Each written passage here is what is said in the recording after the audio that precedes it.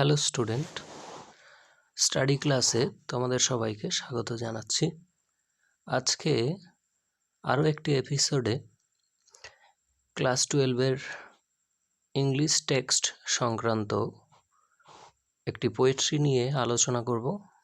আজকের poetry William শেক্সপিয়ারের লেখা shall I compare thee to a summer's day. এই কবিতাটি সম্পূর্ণ বাংলায় বঙ্গানুবাদ ও ব্যাখ্যা লাইন বাই লাইন আলোচনা করব।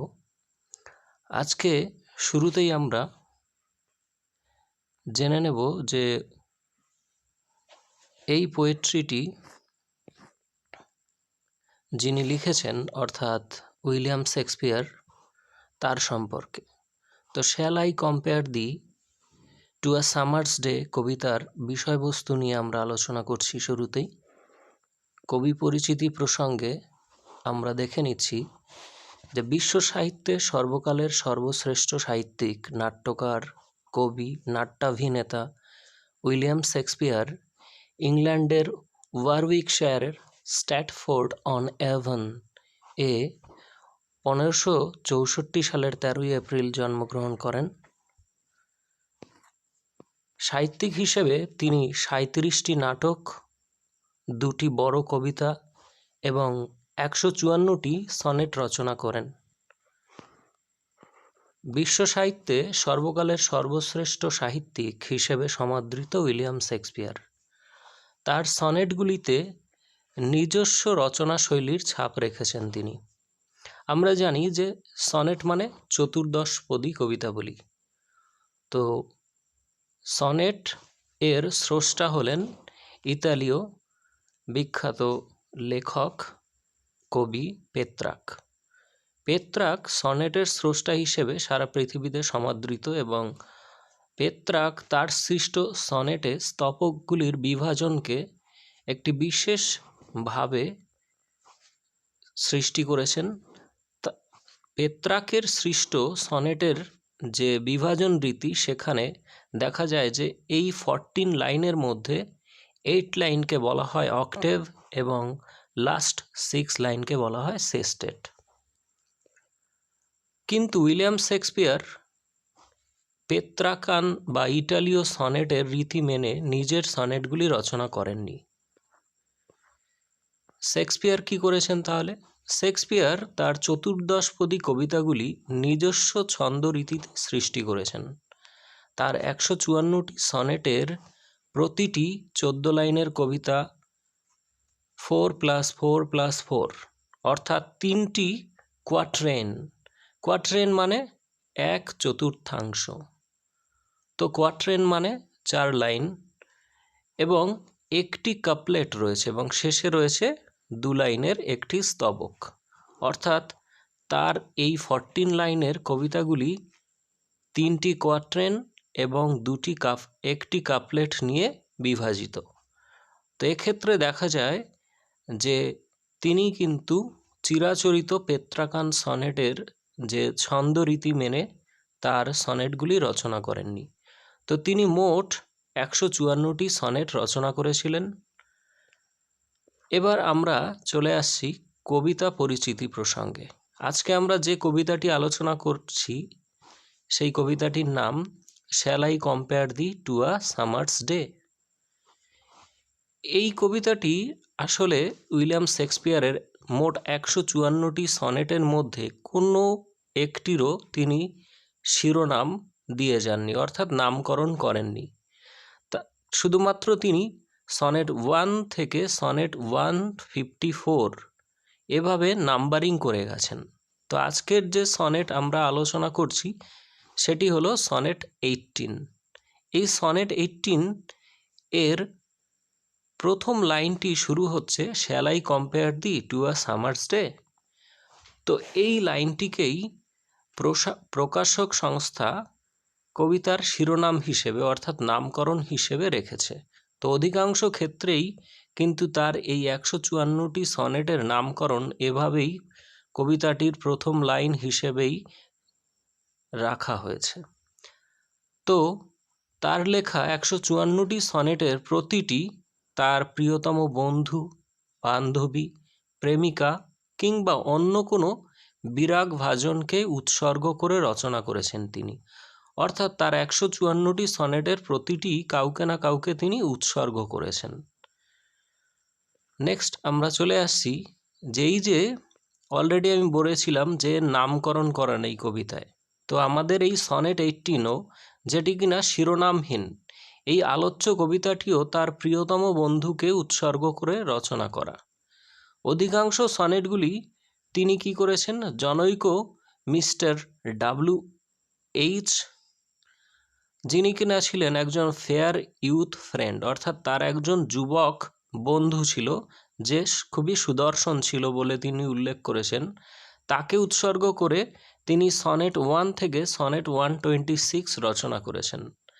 এবং তার 154টি সনেটের সনেট 127 থেকে সনেট 154 এই সনেটগুলি তিনি একজন ডার্ক লেডিকে উদ্দেশ্য করে লিখেছেন। তার মানে আমরা পেলাম যে 154টি সনেটের মধ্যে সনেট 1 থেকে সনেট 126 ফেয়ার ইউথ ফ্রেন্ডকে উৎসর্গ করেছেন। কোথাও কোথাও তিনি তার এই জনৈক বন্ধুর নাম উল্লেখ করেছেন মিস্টার WH। যদিও এই মিস্টার WH কে ছিল সেটা নিয়ে পরবর্তীকালে অনেক বিতর্ক রয়েছে, যদিও শিওর নয় কেউ যে প্রকৃতপক্ষে এই ব্যক্তিটি কে ছিলেন। যদিও ধরা হয় যে কোনো একজন তার খুব নিকট আত্মীয় বা বন্ধু হবেন বা বিরাগ ভাজন হবেন। যাই হোক, তো নেক্সট হচ্ছে যে তার পরবর্তী সনেটগুলো, অর্থাৎ সনেট 127 থেকে সনেট 154, এই সনেটগুলি কিন্তু তিনি একজন ডার্ক লেডি অর্থাৎ কৃষ্ণ বর্ণের মহিলাকে উদ্দেশ্য করে লিখেছেন। নেক্সট আমরা চলে যাচ্ছি সনেট 18 প্রসঙ্গে, অর্থাৎ shall I compare thee to a summer's day, এই কবিতাটি প্রসঙ্গে। তবে উল্লেখিত এই সনেট 18 এখানে কিন্তু তিনি তাহলে একজন সুন্দর যুবক অর্থাৎ ফেয়ার ইউথকে উদ্দেশ্য করে লিখেছেন। এই কবিতায় কবিতার বন্ধুকে শীতপ্রধান দেশের গ্রীষ্মের এক মনোরম দিনের সৌন্দর্যের সাথে তুলনা করেছেন। তার মানে কি, এই কবিতার প্রধান বিষয়বস্তুর জাস্ট একটি প্রসঙ্গ আমি উল্লেখ করছি যে তিনি কবিতাটি শুরু করেছেন কিভাবে, একটা গ্রীষ্মের মনোরম দিন যেমনটা হয়, শীতপ্রধান দেশে কিন্তু গ্রীষ্মকালটাকে খুব ভালো লাগার এবং খুব প্রিয় ঋতু হিসেবে দেখা হয়। তাই একটা গ্রীষ্মের দিন শীতপ্রধান দেশে কিন্তু খুবই মনোরম এবং প্রিয়। তাই সেরকমই একটা দিনের সাথে কিন্তু কবিতার বন্ধুকে তুলনা করে এই কবিতাটির রচনা শুরু করেছেন। অর্থাৎ কবিতার প্রথম দিকেই কিন্তু এমনই ঘটনা দেখতে পাওয়া যায়। নেক্সট আমরা চলে আসছি যে প্রিয়তম বন্ধুকে উৎসর্গ করে লেখা তার এই কবিতার দ্বারা বন্ধুকে অমরত্ব দান করেছেন। তার বন্ধুর চিরন্তন সৌন্দর্য ততদিন পর্যন্ত অক্ষত থাকবে যতদিন তার এই সনেট 18 পঠিত হবে। অর্থাৎ তার লেখা এই কবিতায় তিনি যে বন্ধুর উল্লেখ করেছেন, কবি এতটাই দৃঢ় বিশ্বাস রয়েছে কবির যে তিনি জানেন যে তার এই কবিতাটি অমরত্ব লাভ করবে এবং এই কবিতায় উল্লেখিত যে কোনো ব্যক্তি বা বস্তুর নাম কিন্তু ততদিন পর্যন্ত রয়ে যাবে পৃথিবীতে যতদিন এই কবিতাটা কোনো একজন পড়বে। তো এইভাবেই কবিতাটার শেষ পোর্শনটা সমাপ্তি করা হয়েছে। তো আমরা এবার কবিতাটি দেখব রাইম স্কিম কিভাবে রয়েছে। রাইম স্কিম প্রসঙ্গে আমি একটু বলে নিই যে শুরুতেই বলেছিলাম যে সনেট যেটা কিনা শেক্সপিয়ারিয়ান সনেট মানে হচ্ছে শেক্সপিয়ারের নিজের সৃষ্ট ছন্দরীতি, সেখানে 14 লাইনকে তিনি ভাগ করেছেন 3টে কোয়াট্রেনে এবং একটি কাপলেটে। 3টে কোয়াট্রেনের ফার্স্ট কোয়াট্রেনের ছন্দরীতি আমরা যদি খেয়াল করি এই সনেট 18 কবিতায় বা shall I compare thee to a summer's day এই কবিতার ক্ষেত্রে কোয়াট্রেন 1-এর ছন্দ রয়েছে AB, অর্থাৎ ফার্স্ট 4 লাইনে যদি আমরা খেয়াল করি। সেকেন্ড 4 লাইনের ক্ষেত্রে আমরা দেখব যে অর্থাৎ সেকেন্ড 4 লাইন মানে কোয়াট্রেন 2, সেখানে ছন্দরীতি রয়েছে CD এবং কোয়াট্রেন 3 EF অর্থাৎ থার্ড 4 লাইন। Next couplet. কাপলেটের কিন্তু লাস্ট 2 লাইনকে আমরা কাপলেট বলছি, যেখানে ছন্দ হচ্ছে GG। তো সেক্ষেত্রে আমরা দেখছি যে 4 + 4 + 4 + 2 = 14, এই হচ্ছে 14 লাইনের কবিতাটি। তো সনেট 18-এর আমি যে কোয়াট্রেন এবং কাপলেটের ছন্দরীতি বা রাইম স্কিম উল্লেখ করলাম, সেটা কিভাবে রয়েছে সেটা একবার আমরা দেখে নিচ্ছি। তো দেখো শুরুতেই যে কোয়াট্রেন 1, আমরা যদি বাদিকে খেয়াল করি, কোয়াট্রেন 1 ফার্স্ট 4 লাইন, এর প্রত্যেকটা লাইনের শেষের ওয়ার্ডটি আমরা খেয়াল করব। তো ফার্স্ট লাইনের শেষের ওয়ার্ড ডে, এর সাথে কিন্তু থার্ড লাইনের শেষের ওয়ার্ডটি হচ্ছে মে, ডে মে। আবার সেকেন্ড লাইনের শেষের ওয়ার্ড টেম্পারেট, আর ফোর্থ লাইনের শেষের ওয়ার্ড ডেট। তো এভাবে ডে মে, অর্থাৎ একটি করে লাইন স্কিপ করে আমরা যদি পরের লাইনে যাই, তখন আমরা ঠিক আগের রাইম স্কিমটাই দেখতে পাবো। তার মানে ডে মে, টেম্পারেট, ডেট। তেমনি আমরা যদি কোয়াট্রেন 2-তে চলে যাই, সায়েন্সের সাথে একটা লাইন স্কিপ করে আমরা চলে যাই থার্ড লাইনে, ডিক্লাইন্স, সায়েন্স ডিক্লাইন্স। আবার সেকেন্ড লাইনে আমরা দেখতে পাচ্ছি ডিমড, আনট্রিমড। তার মানে এখানে আমরা যদি প্রথম দুটো কোয়াট্রেন খেয়াল করি, এ বি, আবার সি ডি। নেক্সট আমরা চলে আসি কোয়াট্রেন 3-তে। যদি আমরা খেয়াল করি যে কোয়াট্রেন 3-র ফার্স্ট লাইন হচ্ছে ফেডের সাথে কিন্তু থার্ড লাইনের লিঙ্ক রয়েছে শেড, অর্থাৎ এই দুটোকে আমরা ই তার জন্য নামকরণ করলাম, কারণ দুটোই একই উচ্চারণ সাউন্ড হচ্ছে, যার জন্য। নেক্সট আমরা যদি চলে আসি যে সেকেন্ড লাইনের রয়েছে ওউস্ট আর গ্রোউস্ট রয়েছে কোয়াট্রেন 3-র লাস্ট লাইনটিতে। নেক্সট আমরা কাপলেটে চলে আসি। কাপলেটে সি, দি, শেষের ওয়ার্ড দুটো আমরা খেয়াল করব, তো তার জন্য হচ্ছে GG। তো ফাইনালি আমরা কি পেলাম, যে এখান থেকে A B, CD, EF, GG। তো এই হলো রাইম স্কিম। এবার আমরা যদি কবিতাটি লাইন বাই লাইন আলোচনা করি, তো আমরা বঙ্গানুবাদ সহ সম্পূর্ণ বাংলায় ব্যাখ্যা করে কবিতাটির বোঝার চেষ্টা করব। তো sonnet 18, shall I compare thee to a summer's day, এর পোয়েট হলেন উইলিয়াম শেক্সপিয়ার। তো উইলিয়াম শেক্সপিয়ারের লেখা এই বিখ্যাত সনেটটি, অর্থাৎ সনেট 18 আমরা পড়ছি। Shall I compare thee to a summer's day, আমি কি তোমাকে তুলনা করতে পারি একটা গ্রীষ্মের দিনের সাথে। তো এখানে আমরা যদি খেয়াল করি, shall I compare the, THEE, দি মানে ইউ মানে তোমাকে, ওকে। আমি কি তোমাকে তুলনা করতে পারি, এই দি হচ্ছে THEE, দি, এটি ওল্ড ইংলিশ, অর্থাৎ আগেকার দিনে ইউ ব্যবহার হতো না, তখন দি লেখা হতো তোমাকে বোঝানোর জন্য, ওকে।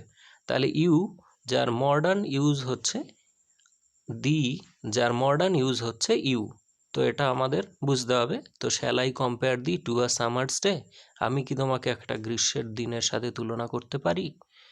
নেক্সট কি চলে আসছে, দাউ art more lovely and more temperate.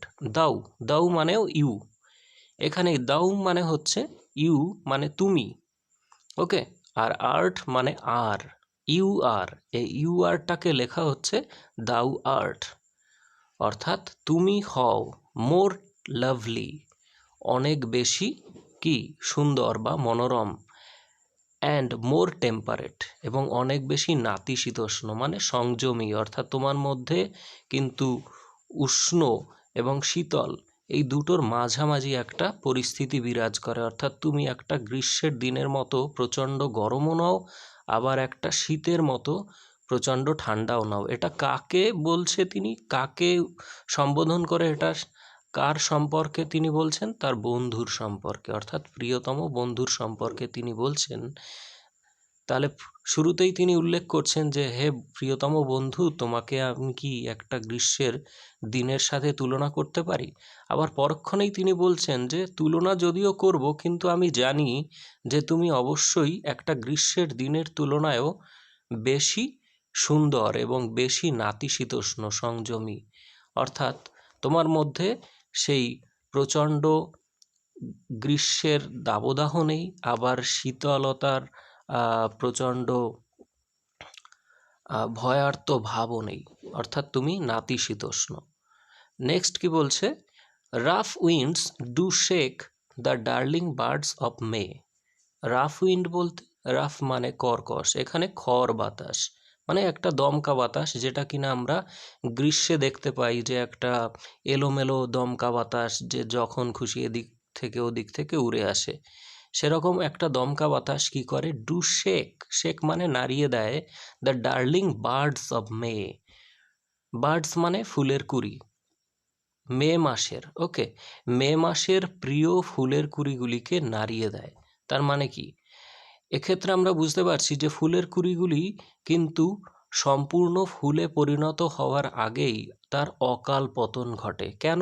কারণ এই যে একটা কর্কশ বাতাস, সে এসে ফুলের কুড়িগুলিকে সম্পূর্ণ ফুলে পরিণত হওয়ার আগেই ঝরিয়ে দেয়। নেক্সট কি বলছে? তার মানে এটা কিন্তু সামারের একটা ড্রব্যাক, অর্থাৎ গ্রীষ্মের একটা কি ড্রব্যাক, অর্থাৎ তার এটি একটি অপকারিতা আমরা বলতে পারি। নেক্সট কি বলছে? And summer's lease hath all too short a date. কি বলছে? অ্যান্ড সামার্স লিজ, লিজ মানে চুক্তি, ওকে, সামার্স লিজ মানে গ্রীষ্মের চুক্তি, হ্যাথ, হ্যাথ মানে হ্যাজ বা হ্যাভ, এটাও একটি ওল্ড ইংলিশের ব্যবহার হ্যাথ, যার বর্তমান রূপ হচ্ছে হ্যাভ বা হ্যাজ, ওকে। তো কি বলছে? And summer's lease hath all too short a date. এবং গ্রীষ্মের চুক্তি, গ্রীষ্মের চুক্তি কার সাথে? অর্থাৎ প্রকৃতি বা ঋতু, এই যে ঋতুর পালাবদল, সে কিন্তু পরিবেশ বা প্রকৃতির সাথে চুক্তি করে থাকে। তার এই চুক্তি কি হয়েছে? সেই চুক্তিটা অল টু শর্ট, মানে এই যে তার সমস্ত চুক্তি কার সাথে? পরিবেশের সাথে, সেটা খুবই ক্ষণস্থায়ী, টু শর্ট অর্থাৎ স্বল্পস্থায়ী। তো এটাই বলতে চাইছে যে প্রকৃতি খুব স্বল্প সময়ের জন্য স্থায়ী হয়। প্রকৃতির কোন জিনিসটা? গ্রীষ্ম, অর্থাৎ ঋতুর যে চক্র, চক্রাকার আবর্তন, সেই চক্রাকার আবর্তনে গ্রীষ্ম খুব অল্প সময়ের জন্য স্থায়ী হয়। তাই তার চিরন্তন প্রতিনিয়ত বা শাশ্বত হওয়ার কিন্তু সম্ভাবনা নেই, যেটা কিনা কবির বন্ধুর রয়েছে, প্রিয়তম বন্ধুর রয়েছে। Sometime too hot the eye of heaven shines. আমরা সেকেন্ড কোয়াট্রেনে চলে এলাম। তো কি বলছে? Sometimes too hot the eye of heaven shine. কখনো কখনো টু হট, খুব গরম। কে কে খুব গরম থাকে? The eye of haven. I of haven বলতে এটা কিন্তু একটা পার্সনিফিকেশন। কিভাবে পার্সনিফিকেশন? এখানে পার্সনিফিকেশনও বলতে পারি, অথবা আমরা বলতে পারি যে এটা একটা সিম্বলিজম। কেন একটা সিম্বলিজম? এটা কি সিম্বল রয়েছে এখানে? এখানে কিন্তু আই অফ হেভেন বলতে সানকে বোঝানো হয়েছে, তার মানে সানকে বলা হচ্ছে আই অফ হেভেন। তো আই অফ হেভেন কি করে? শাইন্স, কিভাবে? টু হট, মানে কখনো কখনো সূর্য প্রচণ্ড উত্তাপ সহকারে কিরণ দেয়। And often is his gold complexion deemed. Often মানে প্রায়শই, তার গোল্ড কমপ্লেক্সন মানে সোনালি আভা, কমপ্লেক্সন মানে রূপ, ওকে, কমপ্লেক্সন মানে রূপ। তো কখনো কখনো তার যেই সোনালি আভা, সেটা কি হয়? কার সোনালি আভা? এই যে সূর্যের সোনালি রঙের কিরণ, সেই কিরণটা কি হয়? ডিমড মানে ম্লান হয়ে যাওয়া, স্তিমিত হয়ে যাওয়া, অর্থাৎ কমে যাওয়া, ক্ষীণ হয়ে যায়। কিভাবে ক্ষীণ হয়ে যায়? আমরা জানি যে মেঘের যখন পালাবদল ঘটে, অর্থাৎ মেঘ যখন উড়ে এসে সূর্যকে ঢেকে দেয়, তখন সূর্যের কিরণ পৃথিবীতে পৌঁছায় না, অর্থাৎ তার যে এই সোনালির রূপের আভা, সেটা কিন্তু পৃথিবীতে দৃশ্যমান হয় না। তো সেটাই বলছে যে কখনো দেখা যাচ্ছে যে স্বর্গের চোখ অর্থাৎ কিনা সান সে প্রচণ্ড উষ্ণতা সহকারে কিরণ দেয়, আবার কখনো কখনো সে কিন্তু ম্লান হয়ে যায় তার যে সোনালী রূপের আভা। কেন? কারণ মেঘে ঢাকা পড়ে যায়।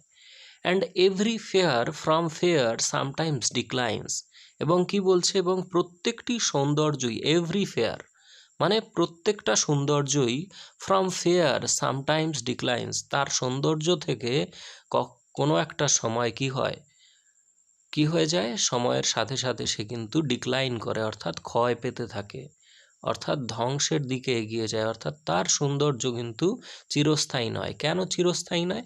বলছে by chance or nature's changing course untrimmed.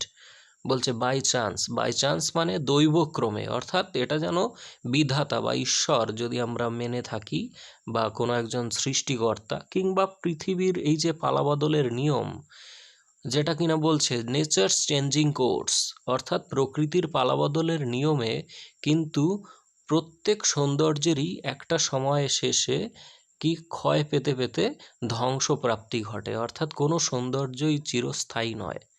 এবং বলছে যে এই যে নীতি, এই যে নিয়ম, অর্থাৎ সৌন্দর্যের যে ক্ষয় হতে হতে দৈবক্রমে হোক বা প্রকৃতির পালাবদলে হোক, তার কিন্তু বিনাশ অনিবার্য, এবং এটা কিন্তু আনট্রিমড মানে অপরিবর্তনীয়, অর্থাৎ এই সিস্টেমটা কিন্তু চলতেই থাকছে সেই পৃথিবী সৃষ্টির শুরু থেকে, অর্থাৎ এটা অপরিবর্তনীয়, এই ঘটনার কিন্তু পরিবর্তন করা সম্ভব নয়।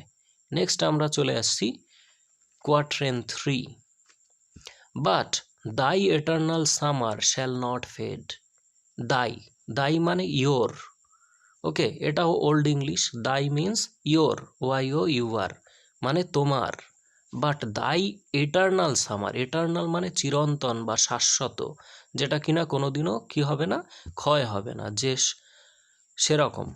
তার মানে কি বলছে, বাট দাই এটার্নাল সামার, কিন্তু তোমার চিরন্তন গ্রীষ্ম, শ্যাল নট ফেড, কখনোই কি হবে না, ফেড হবে না, ফ্যাকাশে হয়ে যাবে না, ম্লান হয়ে যাবে না। এটা কার সৌন্দর্যের কথা বলছে, কার সামারের কথা বলছে? এখানে সামার বলতে, সামার কিন্তু এখানে ইউথ আর বিউটির পার্সনিফিকেশন করছে, অর্থাৎ সামার হচ্ছে ইউথ আর বিউটির, পার্সনিফিকেশন নয়, সিম্বলিজম। ওকে, কার সিম্বল হিসেবে? ইউথ আর বিউটির। বারবার বলছি কিন্তু যে সামার, তাহলে কার সামার? এখানে হচ্ছে কবির প্রিয়তম বন্ধুর, যার গ্রীষ্ম কিন্তু কখনোই ম্লান হবে না, কারণ সেটা চিরন্তন শাশ্বত, অর্থাৎ চিরজীবন থেকে যাবে, পৃথিবী যতদিন থেকে যাবে। কেন? বলছে nor lose possession of that fair thou ow'st. বলছে নর লুজ, এমন কি হবে না, নর লুজ মানে হারিয়েও যাবে না। কি হারিয়ে যাবে না?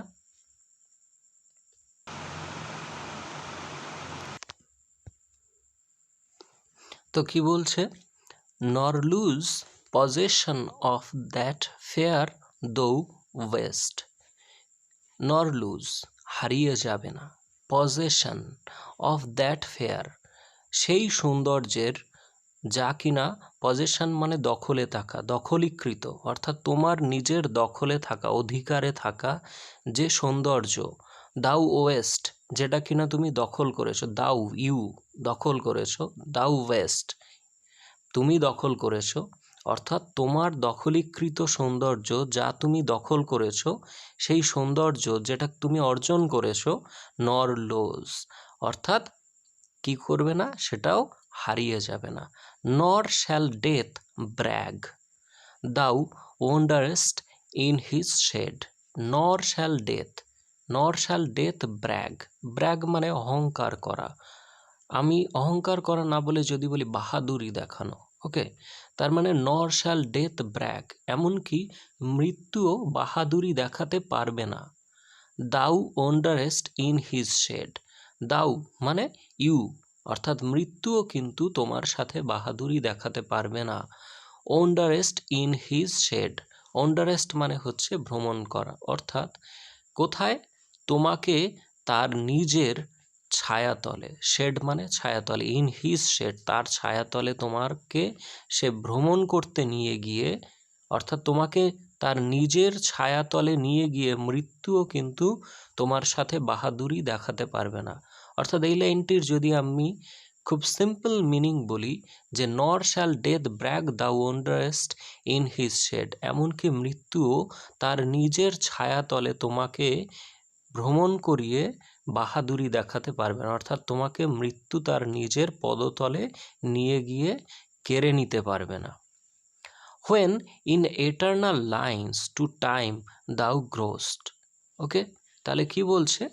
When in eternal lines, eternal lines বলতে এই কবিতায় লেখা লাইনগুলোর কথা বলা হচ্ছে, যে লাইনগুলো কিনা চিরন্তন, শাশ্বত, অর্থাৎ যে লাইনগুলোর কখনোই শেষ হবে না, মৃত্যু হবে না। তো কবির দৃঢ় বিশ্বাস, যার জন্যই তিনি বলছেন যে এই লাইনগুলো হলো চিরন্তন, অর্থাৎ সারা জীবন বেঁচে থাকবে। টু টাইম দাউ গ্রোস্ট, যে লাইনগুলোর মধ্যে তুমি সময়ের সাথে সাথে কি হবে?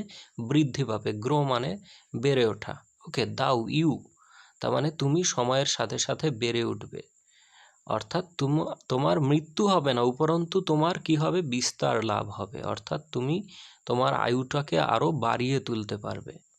So long as men can breathe or eyes can see, so long as men can breathe, so long, ততদিন পর্যন্ত, as men can breathe, যতদিন পর্যন্ত মানুষ শ্বাস প্রশ্বাস নেবে, or eyes can see, অথবা চোখ তার দৃষ্টিশক্তি স্বাভাবিকভাবে থাকবে, অর্থাৎ চোখ দিয়ে যতদিন সমস্ত কিছু দৃশ্যমান হবে, অর্থাৎ মানুষ যতদিন বেঁচে থাকবে ততদিন সে শ্বাস প্রশ্বাস নেবে এবং চোখ দিয়ে সে কোনো দৃশ্যকে অবলোকন করবে। সো লং লিভস দিস, ততদিন পর্যন্ত বেঁচে থাকবে এই কবিতাটি। দিস বলতে এখানে এই সনেটটি, ওকে। সো লং লিভস দিস এখানে দিস বলতে সনেট 18, ততদিন পর্যন্ত, সো লং লিভস, ততদিন পর্যন্ত বেঁচে থাকবে। And this gives life to দি, এবং এই কবিতাটি, অ্যান্ড দিস গিভস, এবং এই কবিতাটি দেবে, গিভস দেবে, লাইফ জীবন, টু দি মানে ইউ তোমাকে, এবং এই কবিতাটি তোমাকে জীবন প্রদান করবে। তোর শেষ এই যে কাপলেট পোর্শনটি 2 লাইনের, সেখানে কিন্তু আমরা খেয়াল করলাম যে কবি উল্লেখ করলেন যে মানুষ যতদিন কিনা দেখতে পাবে ততদিন পর্যন্ত তার কবিতাটি বেঁচে থাকবে, এবং এই কবিতাটি কিন্তু জীবন প্রদান করবে কাকে? তার বন্ধুকে। তো এটা ছিল আমাদের লাইন বাই লাইন ব্যাখ্যা। নেক্সট আমরা যদি এর কিছু কিছু অন্তর্নিহিত বিষয়টা খেয়াল করি এবং বোঝার চেষ্টা করি যে কি রয়েছে।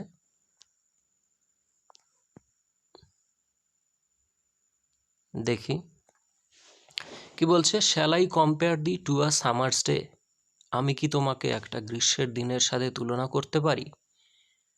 দাউ art more lovely and more temperate, তুমি হলে অনেক বেশি সুন্দর এবং আরো অনেক বেশি নাতিশীতোষ্ণ। তার মানে এই লাইনের মধ্যে দিয়ে গ্রীষ্মের দিনের তুলনায় কবির প্রিয়তম বন্ধুর সৌন্দর্য শ্রেষ্ঠ বলে তিনি কি করেছেন? দাবি করেছেন। Rough winds do shake the darling birds of May, and summer's lease hath all too short a date, কর্কশ বাতাস, খড় বাতাস, দমকা বাতাস কি করে? Do shake the darling birds of May, মে মাসের সুন্দর প্রিয় কুড়িগুলিকে, কি কুড়ি? ফুলের কুড়িগুলিকে ঝরিয়ে দেয়, নাড়িয়ে দেয়। And summer's lease hath all too short a date, এবং গ্রীষ্মের চুক্তি থাকে খুব ক্ষণিকের জন্য, অর্থাৎ গ্রীষ্মের সাথে কার চুক্তি? পরিবেশের, প্রকৃতির চুক্তি, অর্থাৎ গ্রীষ্মকাল খুব অল্প সময়ের জন্য স্থায়ী হয়। তার মানে ক্ষণিকের গ্রীষ্মকালকে এখানে ব্যাখ্যা করা হয়েছে। আর কি বলা হয়েছে? যে প্রিয় ফুলের কুড়ি আসলে যৌবনে ধ্বংস হতে পারে, কিন্তু কবির বন্ধুর সৌন্দর্য ম্লান হয় না। ওকে, নেক্সট বলছে যে sometimes too hot the eye of heaven shines, কখনো কখনো কখনো কখনো হেভেন অর্থাৎ স্বর্গের চোখ, শাইন্স টু হট মানে কি, খুব তীব্রভাবে উষ্ণতা সহকারে কিরণ দেয়। And often is his gold complex and deemed, এবং প্রায়শই তার সোনালী বর্ণের আভা ডিমড ম্লান হয়ে যায়। And every fair from fair sometime declines, এবং প্রতিটি সৌন্দর্যই তার সৌন্দর্য থেকে কখনো কখনো ক্ষয় পেয়ে যায়। By chance or nature changing course untrimmed, দৈবক্রমে অর পৃথিবীর অথবা প্রকৃতির পালাবদলের নিয়মে, যা কিনা অনিয়ন্ত্রিত এবং অপরিবর্তনীয়। অর্থাৎ এই যে সিস্টেম, এটা অপরিবর্তনীয়। তাহলে কি বলছে, যে কখনো সূর্য তীব্র উজ্জ্বল, আবার অচিরেই তার স্বর্ণকান্তি মলিন হয়। এখানে কিন্তু এই যে গোল্ড কমপ্লেক্স দ্যান ডিমড, এই লাইনটার মধ্যে কিন্তু পার্সনিফিকেশন করা হয়েছে কাকে? সূর্যকে। অর্থাৎ সূর্যকে যেন প্রাণ প্রদান করা হয়েছে, যার রূপ অর্থাৎ গায়ের বর্ণ বা বা ত্বক কি কি কিরকম রয়েছে, এই যে বলছে গোল্ড কমপ্লেক্সন, তার জন্য এটা পার্সনিফিকেশন করা হয়েছে।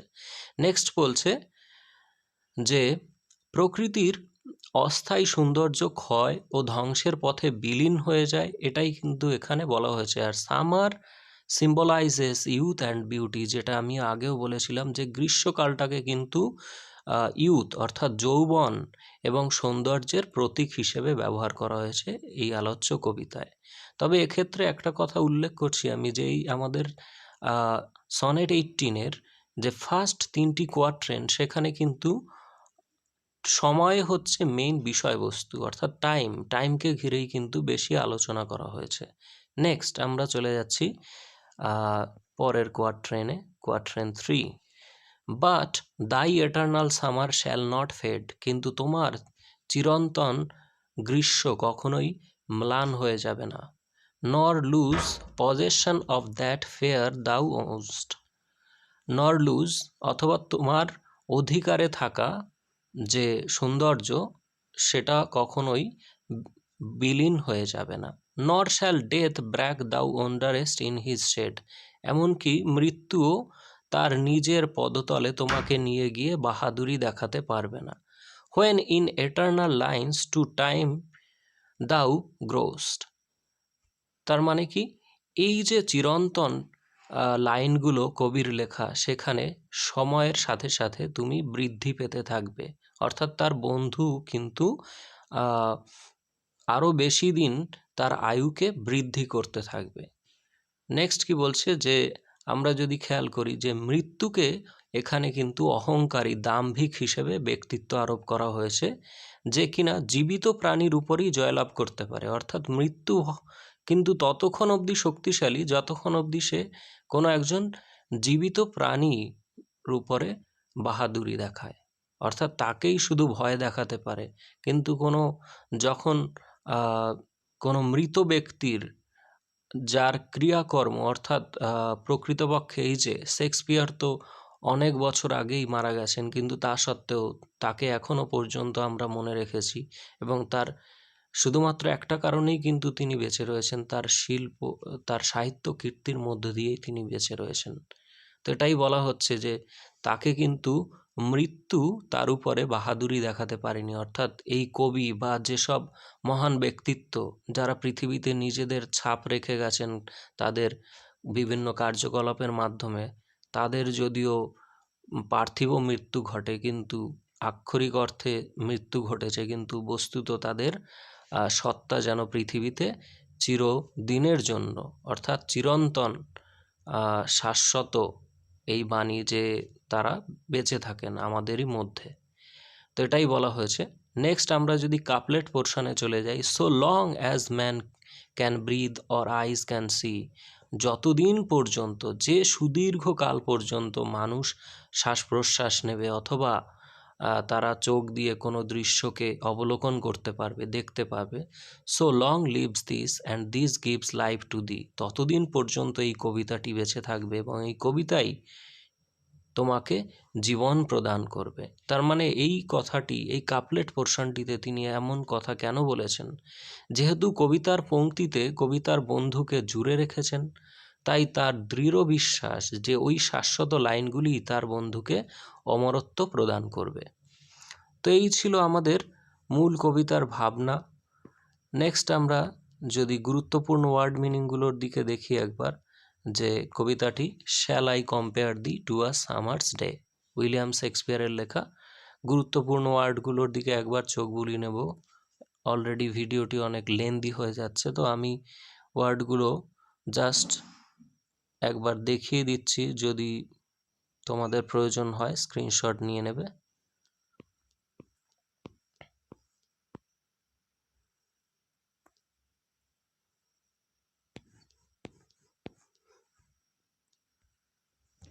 তো স্টুডেন্ট, স্টাডি ক্লাসের তরফ থেকে তোমাদের সবাইকে ধন্যবাদ।